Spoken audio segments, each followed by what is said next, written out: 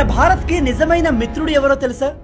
1971లో ఇండియాకు పాకిస్తాన్కి మధ్య భీకరమైన యుద్ధం జరిగింది. ఆ సమయంలో పాకిస్తాన్ సడన్ గా ఇండియా పైన అటాక్ చేసింది. మన ఇండియా కూడా పాకిస్తాన్ పైన కౌంటర్ అటాక్ చేసింది.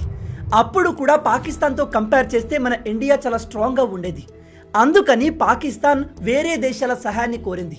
షాకింగ్లీ ఆ సమయంలో అమెరికా, యూకే అండ్ చైనాలు పాకిస్తాన్ని సపోర్ట్ చేశాయి. ఈ అన్ని దేశాలు కలిసి మన ఇండియా పైన దాడికి రెడీ అయ్యాయి. అమెరికా అయితే తమ షిప్లను కూడా ఇండియన్ ఓషన్లో డిప్లాయ్ చేసింది.